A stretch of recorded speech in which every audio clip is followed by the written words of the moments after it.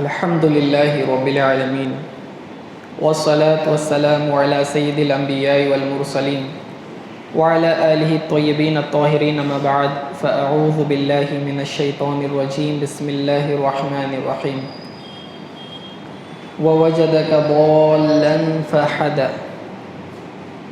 صدق اللہ مولانا العظیم۔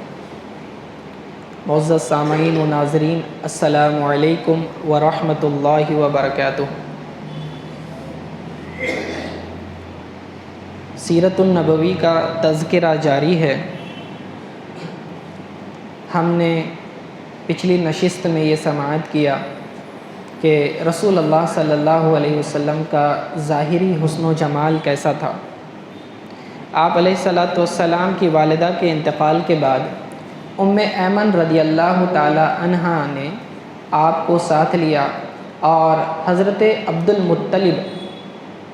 ان کے پاس پہنچا دیا، جو کہ رسول اللہ صلی اللہ علیہ وسلم کے دادا ہیں، اور انہیں جا کر خبر دی کہ بی بی آمنہ کا انتقال ہو چکا ہے، اور حضرت عبد المطلب نے انہیں پھر اپنی پرورش میں لے لیا۔ اس وقت آقا علیہ السلام کی عمر 6 سال تھی، اور حضرت عبد المطلب بڑی ہی وجاہت والے شخصیت تھے، اور سیادت ان کی قریش میں مشہور تھی، لوگ ان کا ادب کرتے تھے، ان کی سرداری تھی، بہت اہتمام کرتے تھے، اور رسول اللہ صلی اللہ علیہ وسلم کی حضرت عبد المطلب خصوصاً پرورش پر توجہ دیتے تھے، خاص اہتمام کرتے تھے، اپنے بیٹوں سے زیادہ رسول اللہ صلی اللہ علیہ وسلم کو چاہتے تھے، اپنی نظروں سے اوجھل ہونا پسند نہیں کرتے تھے۔ ایک مرتبہ حضرت عبد المطلب کے کچھ اونٹ گم ہو گئے، تو اس کی تلاش کے لیے انہوں نے رسول اللہ صلی اللہ علیہ وسلم کے دوسرے بھائی یعنی کہ حضرت عبد المطلب نے اپنے بیٹوں کو بھیجا، وہ تلاش کر کے ناکام آئے۔ پھر چونکہ عبد المطلب جانتے تھے کہ رسول اللہ صلی اللہ علیہ وسلم کی برکتیں کیا ہیں، تو آپ نے آقا علیہ السلام کو بھیجا، آپ تلاش کے لیے گئے، کافی وقت ہوا لیکن واپس نہیں آئے۔ تو اب انہیں بہت فکر لاحق ہوئی، بڑے پریشان ہو گئے۔ عبد المطلب دعائیں کرنے لگے، کعبے کا طواف کرتے کرتے یہ اشعار پڑھنے لگے، اللہ سے دعا کرنے لگے کہ ربی رد علی راکبی محمدا، یا ربی ردہ واصطنع عندی یدا، کہ اے اللہ رب العزت، تو میرے شہ سوار رسول اللہ صلی اللہ علیہ وسلم محمد کو میرے پاس بھیج دے، اے میرے رب اس غم گسار کی مدد فرما، محمد کو میرے پاس بھیج دے، اس کی مدد فرما۔ تو اس طرح کے اشعار عبد المطلب کہا کرتے تھے۔ پھر وقت گزر جانے کے بعد پھر رسول اللہ صلی اللہ علیہ وسلم تشریف لے آئے، ساتھ میں جو گم شدہ اونٹ تھے عبد المطلب کے، اسے بھی ساتھ لیتے آئے۔ تو رسول اللہ صلی اللہ علیہ وسلم وہ تھے جو گم نہیں ہوتے بلکہ گمراہوں کو راستہ دکھاتے۔ تو یہ برکتیں عبد المطلب جانتے تھے۔ اسی طرح کعبۃ اللہ کے پاس عبد المطلب کی مسند لگائی جاتی تھی، چونکہ آپ کو سرداری حاصل تھی اور لوگ قبیلے میں قریش ان کا بہت زیادہ احترام کرتے تھے، تو ان کے لیے کعبے کے پاس حتیم کے قریب خصوصی طور پر ایک نشست بچھائی جاتی تھی، اور ان کی تعظیم کے طور پر ان کے بچے اس نشست پر نہیں بیٹھتے تھے، صرف عبد المطلب بیٹھتے تھے، لیکن رسول اللہ صلی اللہ علیہ وسلم اس نشست پر بیٹھ جاتے تو حضرت عبد المطلب منع فرماتے کہ کوئی بھی انہیں اپنی جگہ سے اٹھائے گا نہیں، کیونکہ یہ میرا بیٹا بڑی شان والا ہے۔ اتنا زیادہ احترام کیا کرتے تھے۔ ایک پادری جو کہ یہودی عالم جسے کہتے ہیں، تو وہ عبد المطلب کا بہت گہرا دوست تھا اور ان کے پاس ملاقات کے لیے آیا جایا کرتا تھا۔ ہمیشہ کی معمول کی طرح کعبۃ اللہ کے پاس عبد المطلب کی مسند لگی ہوئی تھی اور آپ بیٹھے ہوئے تھے۔ وہ پادری کہنے لگا کہ ہم نے تورات میں ایک نبی کا ذکر پایا ہے اور اس کے ظہور کا زمانہ قریب آ گیا ہے اور وہ بنو اسماعیل کی اولاد میں سے ہوگا۔ ابھی یہ بات چل رہی تھی کہ آقا علیہ الصلاۃ والسلام تشریف لائے اور مسند پر بیٹھ گئے۔ وہ پادری انہیں دیکھ کر حیران رہ گیا، آقا علیہ الصلاۃ والسلام کی آنکھوں میں سرخ ڈوروں میں گم ہو گیا اور پھر فوراً اپنی نشست سے اٹھا، آپ کی آنکھوں کو دیکھنے لگا، آپ کے تلووں کو چیک کرنے لگا، پھر آپ کے پیٹھ پر جو مہر نبوت تھی، ابھرا ہوا گوشت تھا، اس کو ملاحظہ کر کے پکار اٹھا، کہنے لگا کہ یہی وہ آخری نبی ہے، اے عبد المطلب بتاؤ یہ تمہارا کیا لگتا ہے؟ کہنے لگے کہ یہ میرا بیٹا ہے۔ تو کہنے لگا کہ نہیں، ایسا نہیں ہو سکتا، اس بچے کو تو یتیم ہونا چاہیے۔ تو انہوں نے کہا ہاں بات ایسی ہی ہے، اس کے والدین انتقال کر چکے ہیں، میں نے اسے اپنی پرورش میں لیا ہے، یہ میرا پوتا ہے۔ تو وہ کہنے لگا کہ اے عبد المطلب یہ بیٹا نبی ہوگا، تم اس کی حفاظت کرنا۔ تو عبد المطلب نے اپنے بیٹوں سے کہا کہ کیا تم سن رہے ہو؟ دیکھو تم نے اس کی بات سن لی ہے، اب محمد کی تم نے خصوصی طور پر حفاظت کرنی ہے۔ اور خود جو ہے ام ایمن کو بھی خاص طور پر ہدایت دے دی کہ انہیں اپنی نظروں سے اوجھل ہونے دینا نہیں، ہمیشہ ان کے پاس ہی رہنا۔ یا برکہ لا تغفلنی عن ابنی، اے برکہ، وہ برکہ کر کے پکارا کرتے تھے ام ایمن کو کہ اے برکہ میرے بیٹے کو اپنی نظروں سے اوجھل ہونے نہیں دینا، اس سے کبھی غفلت برتنا نہیں۔ فَإِنَّ أَهْلَ الْكِتَابِ يَزْعَمُونَ، کیونکہ اہل کتاب یہ گمان کرتے ہیں کہ اِنَّ ابنی، بے شک یہ میرا بیٹا جو ہے نبی هذه الامہ، کہ یہ اس امت کا نبی ہونے والا ہے۔ تو یہ خصوصی جو ہے انسٹرکشن ام ایمن کو بھی آپ نے دے رکھے تھے۔ اور عبد المطلب، ان کا جو عمر شریف تھی یہ 110 سال کی عمر انہوں نے پائی، اور 110 سال کی عمر میں ان کا انتقال ہوا۔ اس زمانے میں ایک بادشاہ جس کا نام تھا سیف بن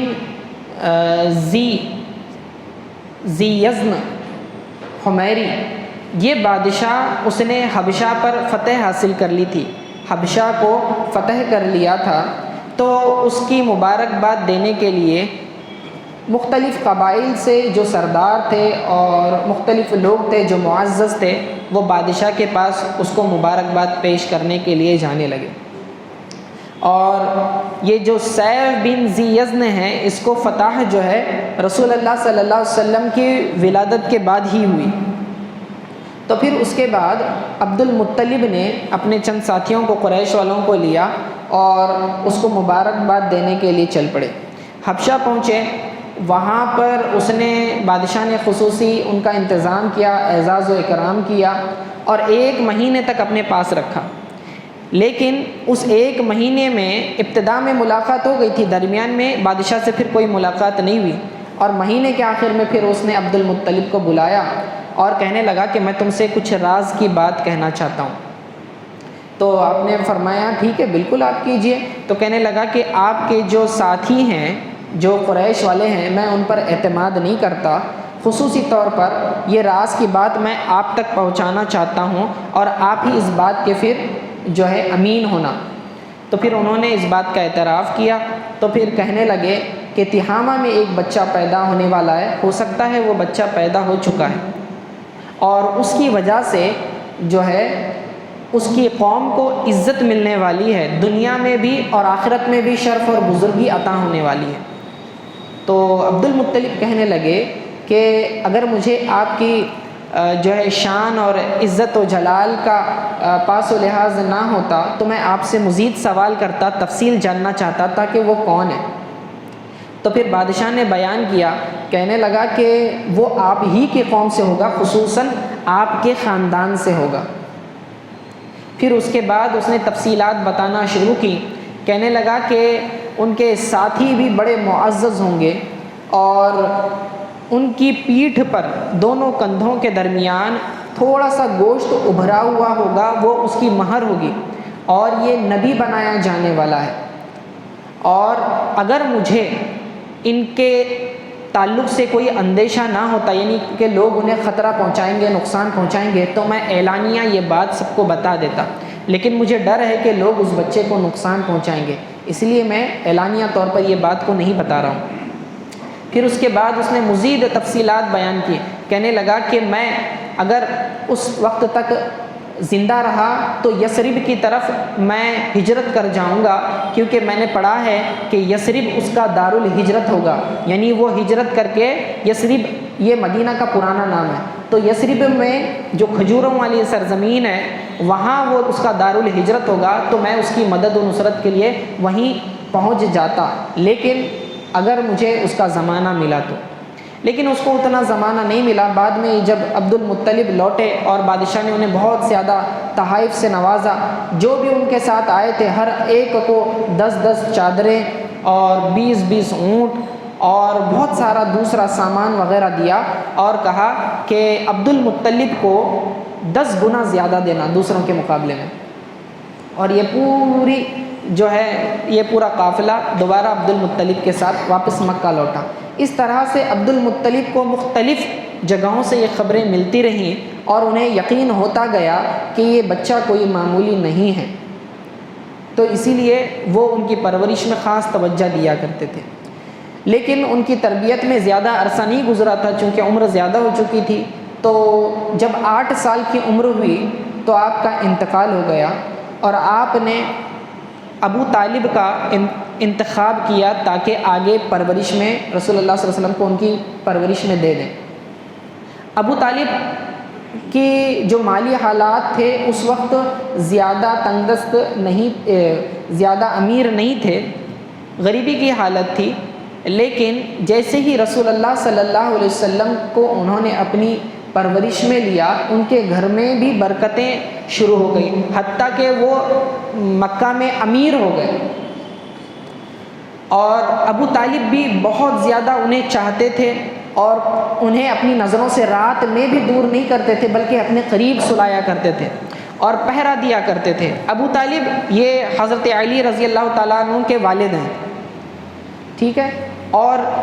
جب کبھی انہیں اعلان نبوت کے بعد بھی جب کبھی انہیں خطرہ محسوس ہوتا، انہیں ایسا لگتا کہ جو رسول اللہ صلی اللہ علیہ وسلم کو کوئی انہیں تکلیف نہ پہنچا دے رات کے وقت میں، تو رات کے وقت پہلے ایک مقام پہ رسول اللہ صلی اللہ علیہ وسلم کو سلا دیتے اور دوسرے مقام پہ مولا علی رضی اللہ تعالیٰ عنہ کو یا کوئی اور بیٹے کو سلا دیتے۔ پھر جب رات میں سب لوگ سو جاتے تو چپکے سے اٹھتے اور دونوں کی جگہیں بدل دیتے، رسول اللہ صلی اللہ علیہ وسلم کی جگہ پر اپنے بیٹے کو لٹا دیتے اور اپنے بیٹے کی جگہ رسول اللہ صلی اللہ علیہ وسلم کو، اس ڈر سے کہ ہو سکتا ہے کہ سوتے وقت کسی دشمن نے نظر رکھی ہو اور کہیں کوئی حملہ نہ کر دے، اگر اتفاقیہ حملہ ہو بھی گیا تو میرا بیٹا قربان ہو جائے گا، محمد رسول اللہ بچ جائے گا۔ اتنی جان نثاری تھی۔ جب کھانے کے لیے بیٹھتے گھر میں تو انہوں نے برکتیں ایسے دیکھی کہ جس کھانے میں رسول اللہ صلی اللہ علیہ وسلم شامل نہ ہوتے کسی کا پیٹ نہیں بھرتا تھا، اگر رسول اللہ صلی اللہ علیہ وسلم شامل دسترخوان ہو جاتے تو کھانا کم ہونے کے باوجود تمام کے تمام افراد گھر کے پیٹ بھر کے کھا لیا کرتے تھے۔ تو اسی لیے ابو طالب ہمیشہ اپنے گھر والوں کو روکے رکھتے تھے، کسی بچے کو تھال میں ہاتھ لگانے نہیں دیتے تھے کہ جب تک رسول اللہ صلی اللہ علیہ وسلم نہ آ جائیں تب تک کوئی کھانا نہیں کھائے گا، اور پھر جب رسول اللہ صلی اللہ علیہ وسلم آ جاتے تو سب مل کر کھانا کھایا کرتے تھے۔ تو یہ آقا علیہ الصلوۃ والسلام کی ذات کی برکتیں تھیں، اور مختلف موقعوں پر آپ علیہ الصلوۃ والسلام کی ذات سے برکتیں حاصل کی جاتی تھیں۔ ایک مرتبہ مکہ میں قحط ہوا، سخت قحط ہوا اور بارش بند ہو گئی، لوگ پریشان ہو گئے اور آپس میں پھر ایک دوسرے سے کہنے لگے کہ لات و منات اور عزا سے جو ہیں یہ بتوں کے نام تھے، ان سے دعائیں کرو، ان سے درخواست کرو کہ بارش ہو جائے۔ تو ایک شخص اس میں دانا تھا، عقل مند تھا، اس نے کہا کہ آل ابراہیم اور آل اسماعیل تمہارے درمیان موجود ہیں، تم ان کی اولاد کے پاس جاؤ اور ان سے استسقاء یعنی بارش کی دعا کرواؤ، شاید تمہاری دعا قبول ہو جائے، جو کہ کعبے کے متولی بھی ہیں۔ تو لوگ ابو طالب کے پاس آئے اور درخواست کی کہ آپ جو ہے بارش کے لیے دعا کریں۔ آپ نے آقا علیہ الصلوۃ والسلام کو ساتھ میں لیا اور لوگ بڑے حیران تھے، ان کے روشن چمکتے ہوئے چہرے کو دیکھتے ہوئے متحیر ہو جاتے تھے، حیران ہو جاتے تھے تو ابو طالب نے انہیں اپنے ساتھ لیا اور کعبۃ اللہ کے طرف آقا علیہ الصلوۃ والسلام کو پیٹھ لگا کر بٹھا دیا، یعنی کعبۃ اللہ کو آقا علیہ الصلوۃ والسلام کی پیٹھ لگا دی، ٹیک لگا کر بٹھا دیا، اور پھر اس کے بعد دعا فرمائی، اور دعا میں بھی آقا علیہ الصلوۃ والسلام کا وسیلہ پیش کیا، اور یہ اشعار انہوں نے کہے کہ وَأَبْيَزُ يُسْتَسْقَى الْغَمَامُ بِوَجْهِهِ ثِمَالُ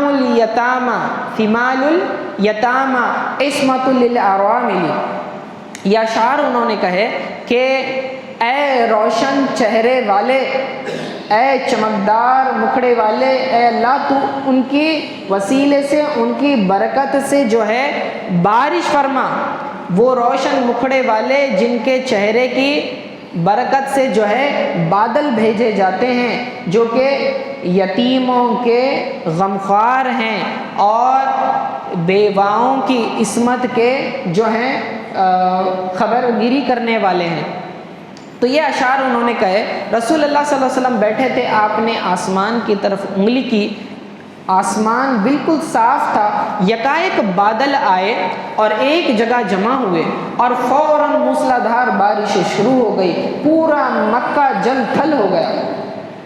تمام پہاڑ ٹیلے سب کے سب بھیگ گئے، اور نتیجتاً بہت زیادہ سبزہ اگا، اور جانور وغیرہ جو پریشان حال تھے سب کے لیے جو ہے پانی میسر آ گیا۔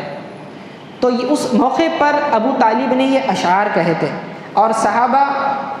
اعلان نبوت کے بعد بھی رسول اللہ صلی اللہ علیہ وسلم ممبر پر کھڑے ہو کر جب بھی استسقاء کی دعا فرماتے یا کبھی میدان میں جاتے نماز پڑھ کر بارش کے لیے دعا کرتے، تو صحابہ فرماتے کہ ہمیں ابو طالب کے وہ اشعار یاد آ جاتے جو انہوں نے کہا کہ وہ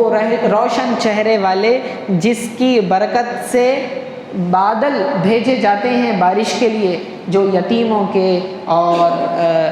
بیواؤں کے غمخوار ہیں، خبرگیری کرنے والے ہیں۔ بخاری شریف میں یہ صحابہ نے اسے ذکر کیا ہے، بخاری شریف میں یہ روایت موجود ہے۔ اور یہ ایک بارگی کی واقعہ نہیں ہے، بلکہ ابو طالب ان برکتوں کو ہمیشہ ملاحظہ کرتے تھے۔ ایک مرتبہ ابو طالب کے ہمراہ وہ کسی سفر پر جا رہے تھے، سخت پتھریلی زمین تھی، تیز دھوپ تھی اور پانی کا نام و نشان نہ تھا۔ حیران اور پریشان ہو گئے۔ اب بات ایسی ہونے لگی کہ گویا کہ دم نکل جانے والا ہے، تو ابو طالب کہنے لگے کہ اب مجھ سے نہیں چلا جاتا، اور تھک کر وہیں بیٹھ گئے۔ تو رسول اللہ صلی اللہ علیہ وسلم کے دل کی گہرائیوں سے دعا نکلی، آپ نے اس زمین پر زور سے اپنی ایڑی ماری، فوراً ٹھنڈا میٹھا پانی کا چشمہ جاری ہو گیا، اور اس چشمہ جاری ہوتے ہی پھر آقا علیہ السلام نے فرمایا کہ اے چچا آپ اس پانی کو پئیں اور اس سے سیراب ہو جائیں۔ پھر انہوں نے پانی پیا، جب توانائی آئی تو پھر آگے سفر کے چلے۔ اور اس میں کوئی تعجب کی بات نہیں ہے، جب حضرت اسماعیل علیہ السلام جو کہ ابراہیم علیہ السلام کے بیٹے ہیں، ان کی ایڑیوں سے زمزم کا چشمہ جاری ہو سکتا ہے، تو یہ تو سردار الانبیاء ہیں، یہ تو سردار الانبیاء ہیں، اور یہ پانی تو پھر اس سے بھی بابرکت ہوگا، کیونکہ اس پانی کو آقا علیہ السلام کے قدموں کو اس نے چوما ہے۔ تو ایسے عجیب و غریب واقعات ہوا کرتے تھے۔ جب آپ 12 سال کے ہوئے تو ابو طالب نے انہیں اپنے ساتھ سفر پہ لے لیا اور ملک شام کی طرف چلے، کیونکہ اکثر تجارت کے لیے یہ وہاں جایا کرتے تھے۔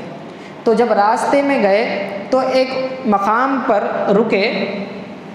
اور اس مقام پر ایک راہب رہتا تھا، عیسائی عالم رہتا تھا، اس کا نام تھا بحیرہ راہب۔ جب اس نے دیکھا تو قافلے والے جب آرام کرنے کے لیے رکے تو ان کے پاس آیا اور چھان بین کرنے لگا، کہنے لگا کہ یہ لڑکا کون ہے جو آپ کے ساتھ آیا ہے؟ تو کہنے لگے کہ یہ ہمارے قریش کے درمیان میں ہے، قریش ہم اہل مکہ ہیں۔ تو بڑا حیران ہوا اور کہنے لگا کہ یہ بے شک اس امت کے نبی ہونے والے ہیں اور یہ رحمت للعالمین ہیں۔ لوگ کہنے لگے آپ کو کیسے معلوم؟ آپ نے تو انہیں پہلے کبھی نہیں دیکھا۔ کہنے لگے کہ جب آپ وادی کے اوپر سے آ رہے تھے تو کوئی درخت اور پتھر ایسا نہیں تھا جو ان کے سجدے کے لیے نہ جھک گیا ہو۔ اور میں مسلسل دیکھ رہا تھا کہ ایک بادل ان پر سایہ کیے ہوئے تھا، بادل مسلسل سایہ کیے ہوا تھا، اور پھر آپ آئے اور وہی راہب نے جو ہے آپ کے پیچھے جو ہے